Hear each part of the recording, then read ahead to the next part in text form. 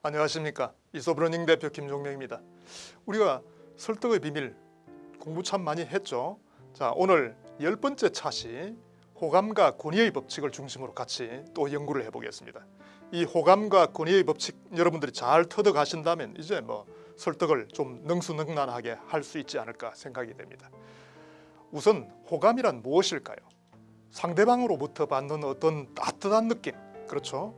좋은 감정, 이런 것들이 호감으로 전파되어 오는데, 특히 여러분이 면대면으로 이렇게 사람들을 만나게 되면 직면할 때의 그 와이파이 효과 같은 게 발생합니다. 그럴 때에 상대방과 같은 영역 속에서 뇌가 서로 만나 미러 뉴런이라고 우리는 전문적인 용어를 사용하는데, 그런 것들이 막 활성화되기 시작합니다. 그럴 때 우리는 한자어에서 유유상종 이런 것처럼 비슷한 것끼리 서로 이렇게 어우러져 가지고 호감을 만들어내는 그런 어떤 효과가 발생한다라는 것입니다.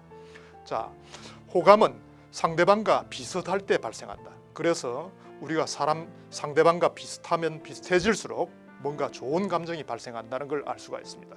나하고 형체가 좀 다르다, 모습이 다르다, 이럴 때에는 적대감이 발생합니다. 그래서 우리가 상대방과 비슷해지도록 노력한다는 것, 이게 어떻게 보면 호감이 되겠네요. 근데 이 호감을 만들기 위해서 사실 노력이 많이 필요한 경우도 있겠지만은 좀 돈도 안 들고 할 수 있는 좋은 전략이 있습니다. 어떻게 하는 것일까요? 상대방에게 말을 한번 따라 해봐라. 상대방이 말을 천천히 하는 사람이다. 그럴 때는 여러분이 속도를 늦추셔야 됩니다. 상대방이 말을 천천히 하는데 여러분이 빨리빨리 막 이렇게 이야기하면 적대감이 발생합니다. 그래서 이 페이싱, 속도 조절이 굉장히 중요합니다. 상대방이 따발총으로 따발따박 이렇게 이야기를 가는 사람 같으면 여러분도 딱 거기에 맞춰가지고 굉장히 빠른 속도로 이야기를 해야 되겠죠. 상대방이 하이톤이다, 톤을 많이 높이는 사람이다, 그러면 여러분도 고저장단을 잘 맞춰야 됩니다. 이렇게 상대방에게 뭔가 커뮤니케이션의 속도라든지 고저장단이라든지 이런 흐름에 잘 맞추는 눈치도 빨라야 되고, 그게 또 여러분이 잘 변화를 할 수 있는 그런 전략을 구사한다면 이건 돈도 안 들이고 상대방의 호감을 만들 수 있다. 좋은 전략이죠. 자, 또 있습니다. 두 번째로는 행동을 따라한다는 겁니다. 우리가 참 재미난 실험을 해봤는데, 상대방이 이렇게 비스듬하게 이렇게 있으면 여러분도 그 같은 방향으로 비스듬하게 이렇게 기울여 보면 정말 웃기게도 상대방에게서 호감이 발생합니다. 같은 행동을 통해서 발생한다 이겁니다. 상대방이 머리를 살짝 긁는다, 그럼 여러분도 같은 손으로 머리를 살짝 긁어줍니다. 이럴 때에 호감이 발생한다는 것입니다.